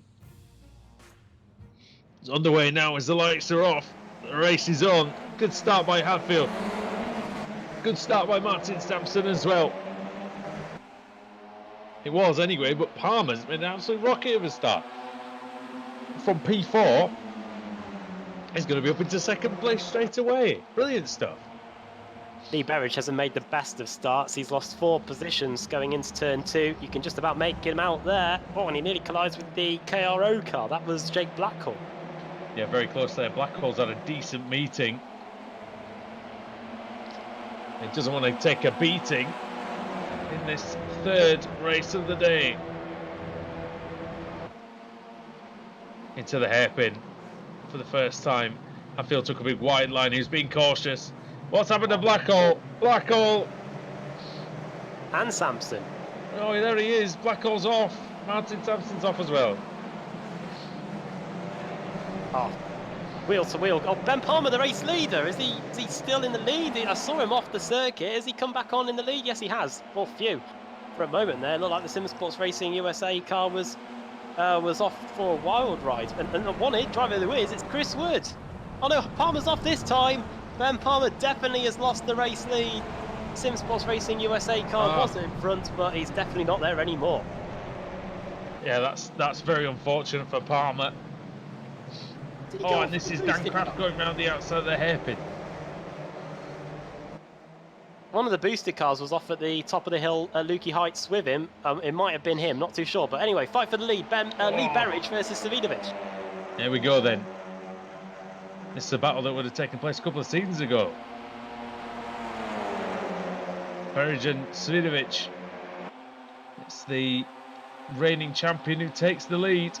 Berridge tries to stay ahead of Laidler and Hall. That's important for him. It's also important for Savidovic and Michael Hall going for a wild ride on the grass, and also Johnny Brandon's off. Oh He's no! to come on carefully, or he's nearly taking out Blackall. Sim Sports Racing It's US. not Blackall, it's Newman. Sorry, Adam. Sim Sports Racing. Oh, Oh, no. Sutton! Well, that's been the summary of his evening, it really, isn't it? Miguel Freitas. Not a great evening for either of them. On the brakes into the hairpin we go. Is a problem for somebody? There's a lot of problems. Hall. There's Woodhouse. Sorry, not Hall. Who's 112? It is Hall.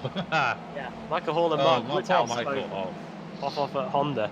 Both off at Honda. Oh, poor Michael Hall. I tell you what, not a great deal of luck this season, Michael Hall, really. It's been a terrible evening for Sutton as well. Race 1 he started on pole, then was off. Then race 2 didn't last long either.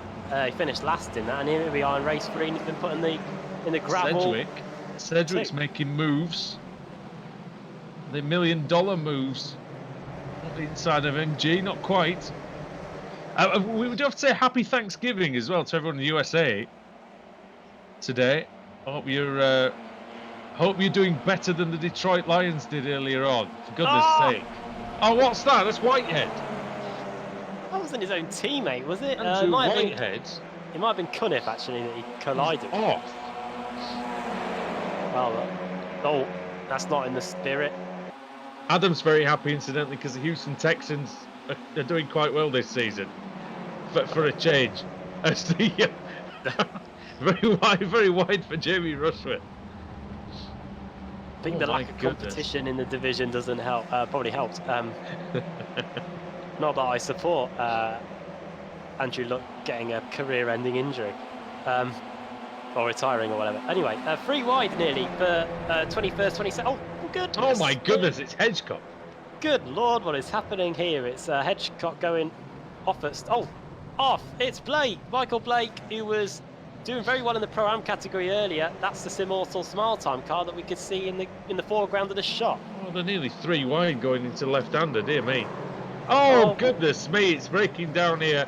There goes Jason Cooper. All decorum's been thrown out of the way. Followed him, look. That's Miguel Freitas again. Ow. Miguel Freitas off once more. They're driving the wheels off these cars and... What is happening out there, literally? I have no idea. Paul Smith, he wants some of the Bundy. And he might just be able to do it here. He's going to get by Lee Berridge. He has got past Lee Berridge.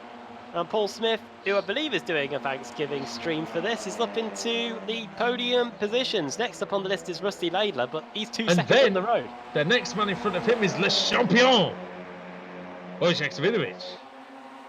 The 5-time champion of... the champion. Oh, Berridge! What a move! Lovely stuff by Berridge. Oh, a little nudge there. Oh, a little bit of the nudgy. Oh, they're bouncing all over the place, these cars. They've got the jitters over the inside curves. It's chattering away like a badly set up motorcycle over those bumps. Oh, dear. Seen the Australian MotoGP here in the past. Seen the World Superbikes come here often. It is. So Sutton's in the pits. That's his race over. He is evening over as well. Inside, Adam Hadfield. Adam Hadfield takes the title of the highest placed Adam.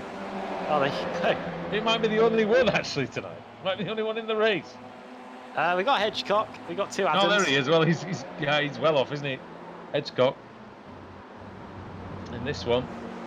Scrap this for 3rd place. Great resilience by Berridge, though, to get back into 3rd place after relinquishing it briefly to Smith. He got it back just a couple of corners later, of course. And now Smith's under pressure from Newman and Palmer, 2 drivers that he's driven a lot with in the past. Oh, off! It's... Colin Cunniff again! 3 races in a row he's on a big trip through the gravel. What is happening? He must enjoy the gravel for Thanksgiving. Oh, what's happened? Here comes, he's thankful for gravel traps. He's Cunniff, because he might have had some big incidents. Sedgwick sets the fastest lap.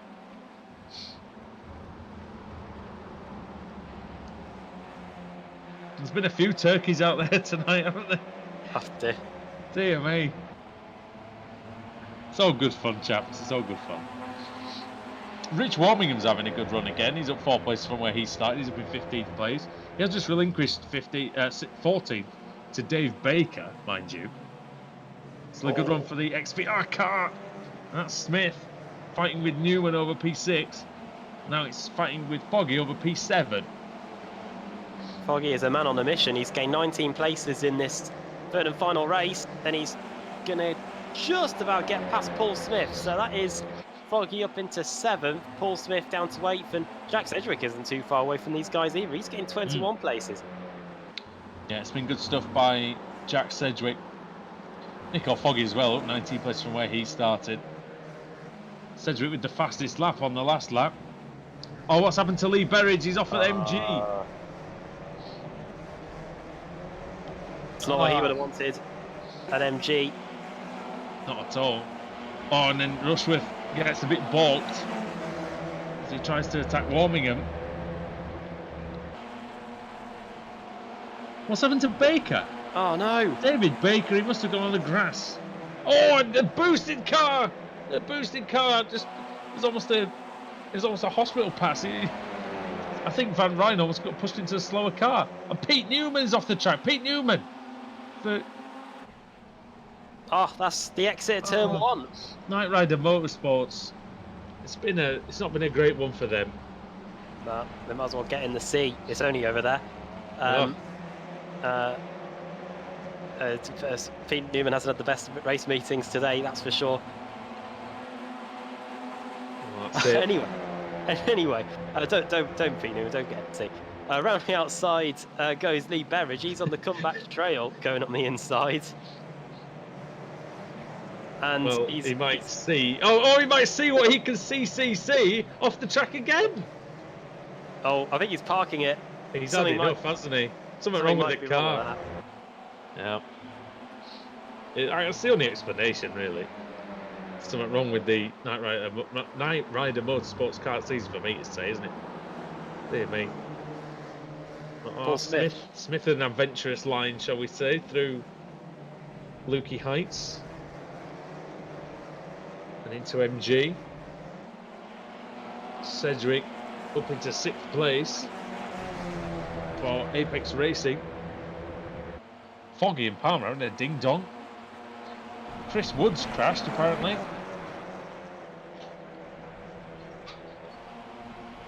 Oh, Ben Palmer going all the way through the grassland. Wheel to wheel going into the first corner. A few personal bests getting set, and that is a fantastic move by Jack Sedgwick around the outside of Palmer. That's the Apex Racing team car up into 5th. He's the biggest mover in the field. 26th place is gained. The next on the list is Nicole Foggy. He's going what's happened to Warmingham? What's happened to Richard Warmingham? Oh no. Oh, that's what's happened to him. That's turn 2, isn't it? Turn 2, yeah. He's back on, but now he's only 22nd. Horrible corner if you go off there, though, mate. It's very difficult to get back on. Yeah, you're just sliding down a hill, aren't you? Yeah. A bit like motorsport. I've done that so many times when I used to race the Formula 1 car around here. Oh no! And there goes Kip Stevens, isn't it? And also Scott Malcolm, 2 veterans in the gravel at Honda.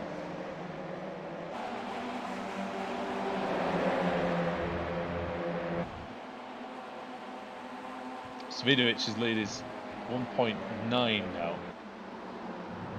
And then Laidlaw is 4 seconds ahead of Hadfield. And then Hadfield leads that battle with Foggy, Sedgwick, Palmer and Smith and Graham. Well, look at Johnny Brandon. He's trying to make a move for 16th place on Berridge. Yeah, it's really nicely done. It's great work by Johnny Brandon, that.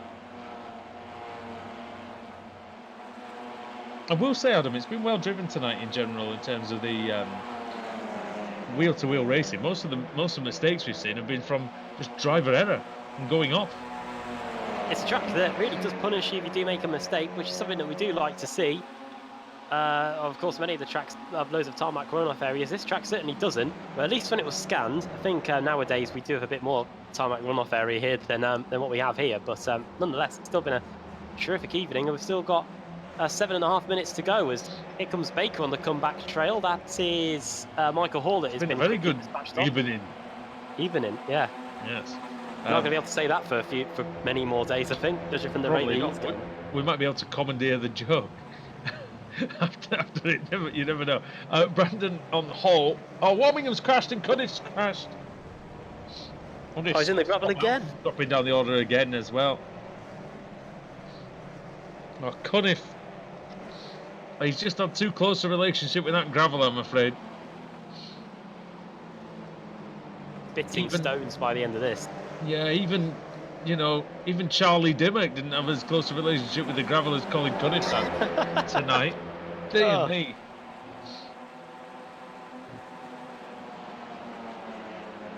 Fight is on for 3rd place, it looks like. Foggy, Sedgwick and Hadfield all very, very close going through the final corner. I think that's 4 trips through the gravel for the Scotsman, actually, incidentally. They have a bit of fun at his expense. It's got to be annoying. As here comes Sedgwick then. Foggy, as he's he's not been defending the inside, Adam, has he really? Because he's always tried to get up the inside into two. Fear though is Cedric. He might have bitten off a bit more than he can chew. Johnny Brandon sets the fastest lap, 1:37.202. And can Jack Cedric get through? Oh, this is a fantastic scrap. Oh no, McFarlane and Rushworth. Oh dear, we've had a contact, I think. You just see at the top of the picture. Oh yeah, wow, he's well into the gravel up. Turn 2, back with the fight for third then. Up the inside goes Cedric. Into the hairpin. On the corner. Oh yeah, he's going to do it. I think he's going to do it. It's Jack Cedric. Although Foggy's still on the inside, he didn't give it up. He's not giving up. Hall and Simmons have got off as well. They've crashed. But still on this battle, side by side for a little bit of the bubbly. Up to the top of the hill we go, then up to Lukey Heights. You can see they're He's going to have a go, is he? right on the edge of adhesion, both of them. Over the top of the hill, down the crest we go. This is where Andrea Iannone famously head-butted a pigeon or seagull. It was a seagull. Was Andrea Iannone the one who had the target on his helmet as well, which made it better? Not too sure on that I'm one. sure he had a target on the top of his helmet. I'm going to find that out. I was going to say, I wonder if we could have a look at the crashes between. There was the Rushworth one and there was the Hall one. It looks like Jake Blackwell's been off and lost about 10 places as well. Up the inside again.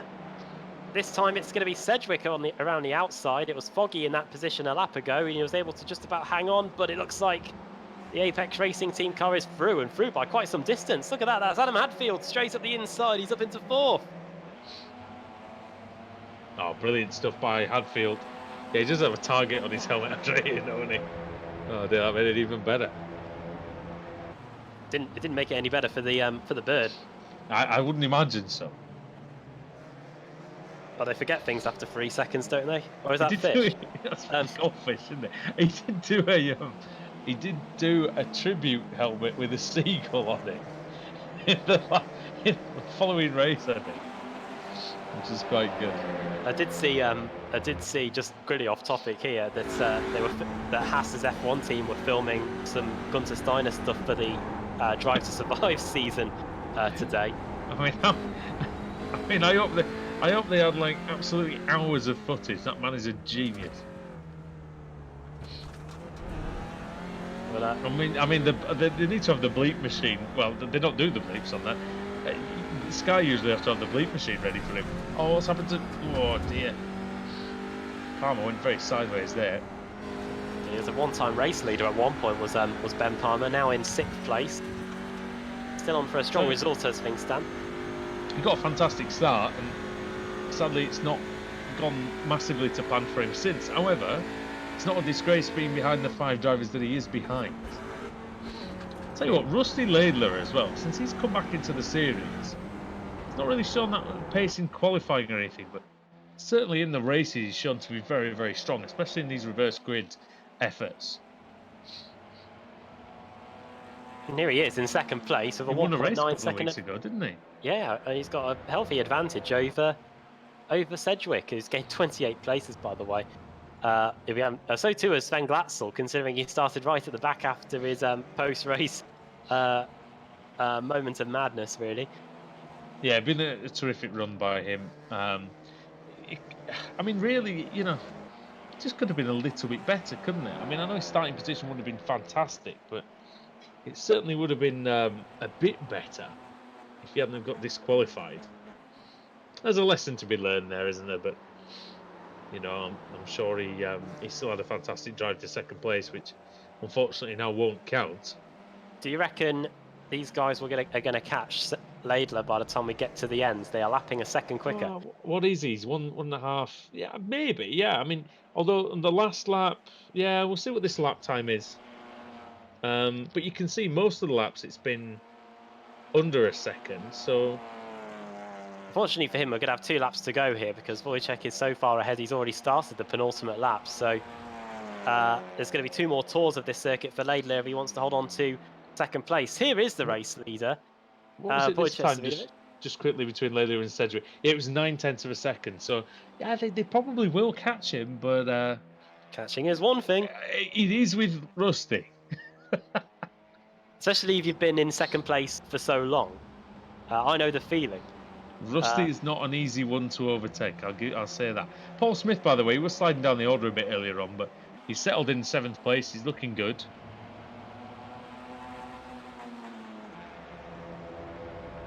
Trying to beat a guy from Lancashire, you usually have to take him to battle.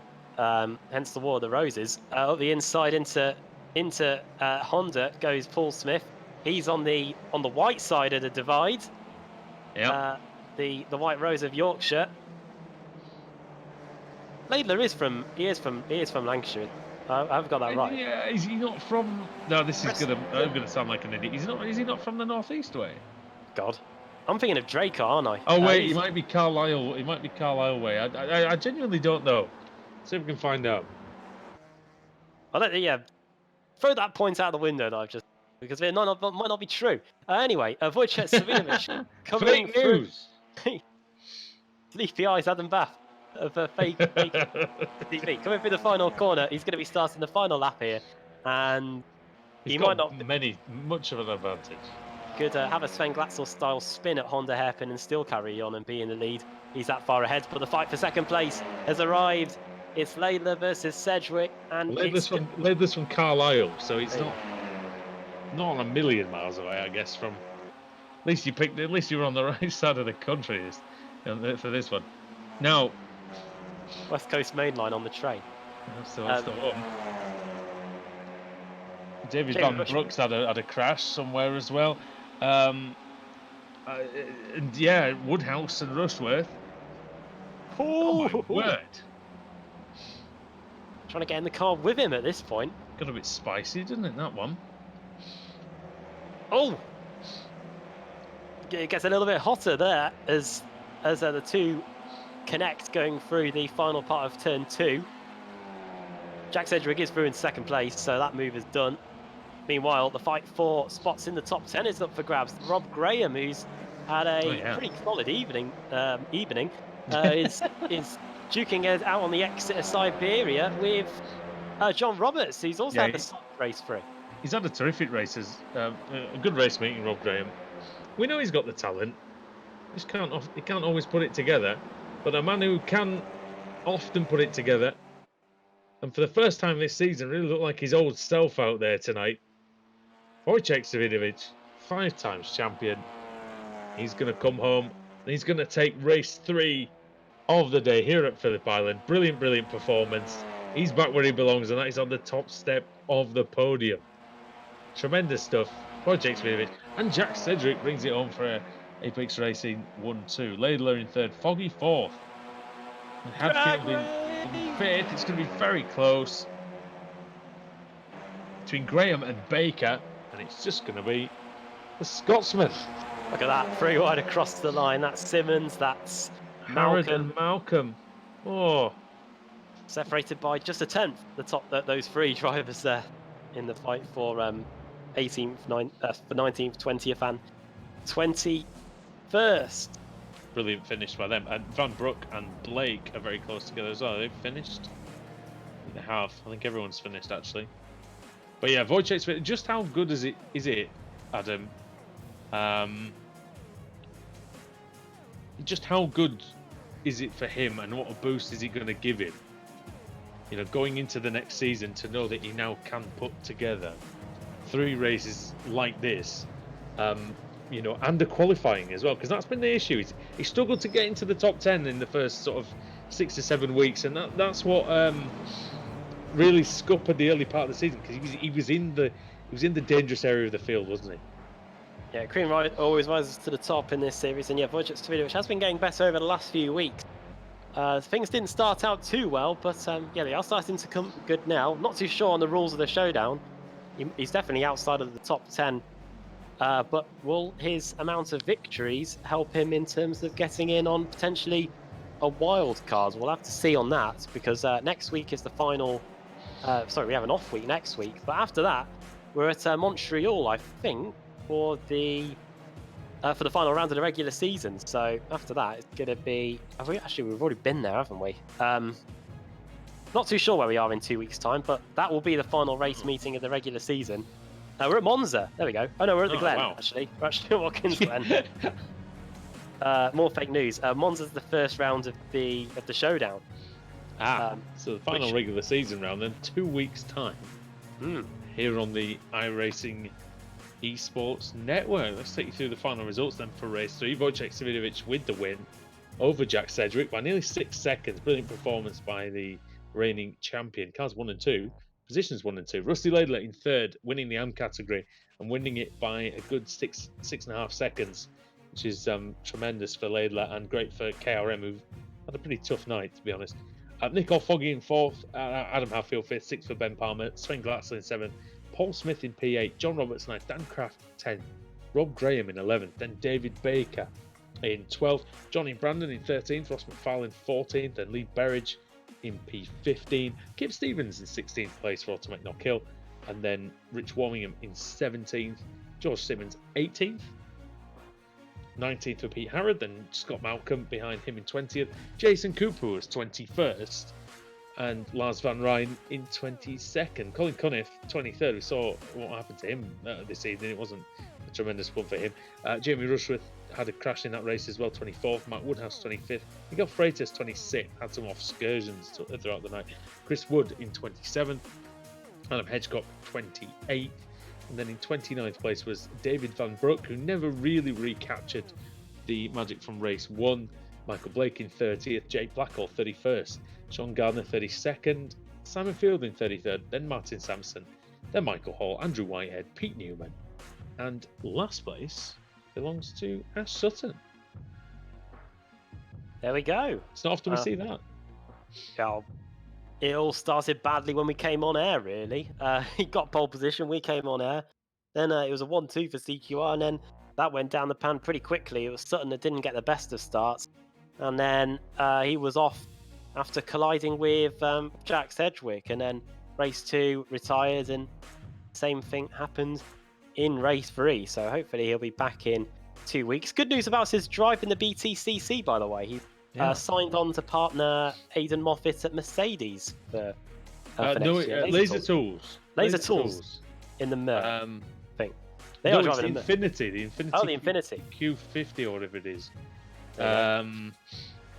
It's the one that rear-wheel drive, I think. It was being trialled this year, wasn't it? And then it's there. The Infinity was once with the Derek Palmer's team, wasn't it? So they've brought a version of that, similar car, different car, I think, back. But it's good to see Ash with a drive, and good to see him on the grid, because he is very, very good indeed. And obviously a former Le Champion, so good to see him. Right, we do have Adam Hedgecock for a quick word. Yeah, Adam joins in the commentary box. Adam, can you hear us first of all? I can. Good evening. Good evening. Good evening. And thanks for joining us again in the commentary box. Looked like it was an eventful one for you tonight. You had a few little incidents, a couple of trips through the gravel. Bit scrappy, really. Bit unusual for you.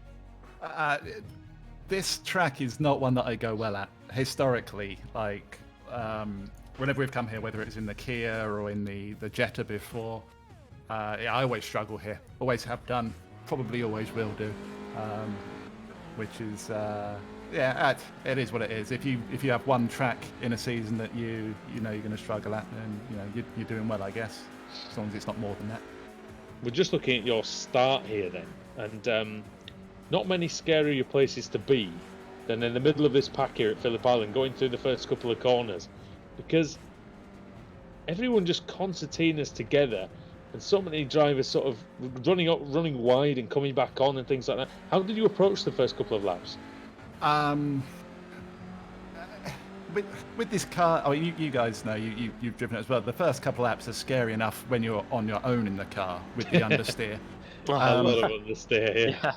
So you kind of have to, whenever I'm on the grid, I look at who's in front, gauge or not, whether or not I can actually have a go at them. You have to pick your battles at whenever you're on the track with a lot of these people anyway, you know, because there's some very good drivers out there.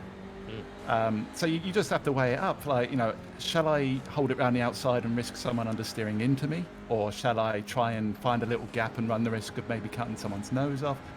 Or understeering into someone else. Absolutely. It's to be honest with you, most of the time I just go with the flow. It's like a stampede down to the first corner every week. So I just kind of get in the middle of it and just let it sweep me along for a while and then figure out what I'm going to do after that.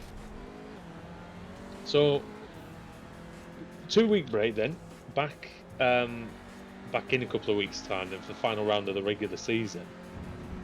What are your goals for the remainder of the season, and how are you sort of, you know, what's the mindset going into the last few rounds? For the last couple of rounds, it's really been a case of trying to get the AM showdown points. That's been my main goal. You probably saw it in race 2. I dropped back quite a bit because I'm not interested in racing the pro guys. Like, we're at that point of the season where all I'm going to do is lose points. So gauge where the other AMs are and try and accumulate as many AM showdown points as possible. Because as well, you get a few of the pros who if they're not in with the chance of the championship, can get a bit overzealous, and you know, you don't want to be in that position, do you, when you're fighting it out for a championship? No, absolutely. And usually if we've got a pro or two behind me, they're trying to make up positions that they've maybe lost at the first couple of corners, or, you know, they're trying to get back to where they should be. So I'm more likely to throw one up the inside and let you make the decision about whether you're going to have an accident, you know. And I don't mean that in a bad way, but they ask the questions.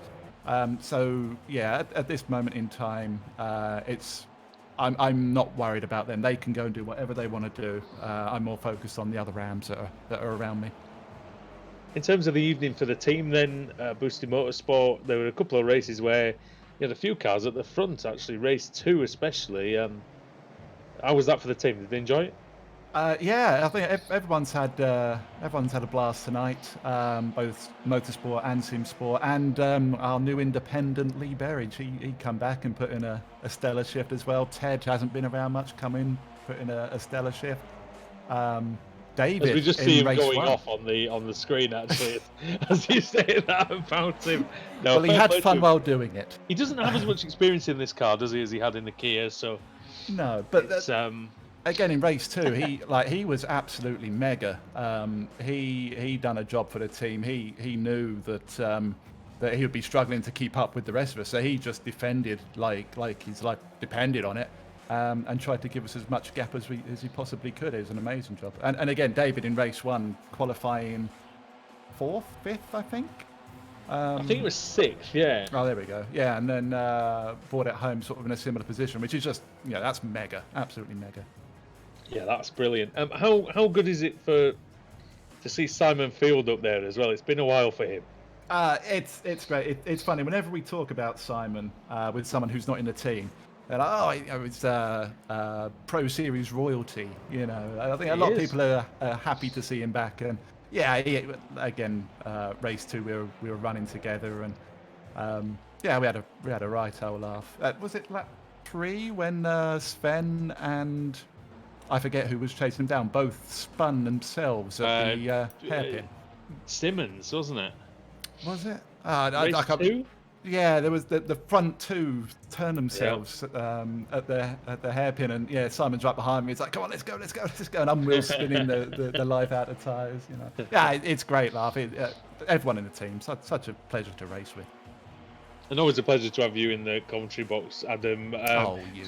Ah, well, you know, you've got to butter up the guests, haven't you? Really. Flattering will get you everywhere, sir. Exactly, that's the one. Hey, what? Give me shout outs, mate. I know you've given quite a few already, but go for it. Shout outs, the usual, the boosted gang, amazing folk. You guys, like always, I have you on in my ear when I'm racing. It's always fun to hear you guys getting excited, and yeah, that's it. We don't have any sponsors per se. I mean, my mum paid for a couple of rounds this season, so thanks, Mum, I guess. Woody's near heart attack at the end of race 2. I mean, to be fair, part of that was just to clear up for the viewers at home. I got a new headset a couple of weeks ago, and it's not very good. So I've changed back to the old one for race 3. It sounds a hell of a lot better, but yeah, it didn't help that it sounded like I was needing a doctor at the end of that last one. But It wasn't hey, a bit crackly the last couple of weeks, but you do sound a million times better now. yeah, what I found out is the splitter was broken, so the headset was fine, but the where the volume control and everything was knackered. So I've switched that out, and it sounds a lot better. So hopefully everybody at home isn't going to have to deal with my really, really loud voice over the next few weeks. Adam, thank you very much for joining us again, mate. And we're gonna call it a night for tonight. But so thank you very much. No, thank you for having me, boys. Cheers, mate. So Adam, boosted, great evening for them. They'll be very happy, I'm sure. And going into the break, there's, we've seen a great night's racing here at Phillip Island. Yeah, plenty for us to dwell on and reflect on during the week 13 break. Amazing how quickly those come around, really. Yeah, and then, hopefully we'll have Sam Fitzpatrick at his podcast as well, so he might be able to have a little bit more insight and discussion about this race meeting as well. Yeah, and we've only got 2 more race meetings in this series of 2019. When we come back, we've got Watkins Glen, then the showdown begins at Monza, and then we go on our break for the Christmas period, and we're not back until 2020. Wow. And we embark on the second half of our decade of covering this series. Unbelievable. But I tell you what, wouldn't have it any other way. Adam, thank you. Sam, well done for the cameras again. We wouldn't be able to do it without you, so thanks very much for that.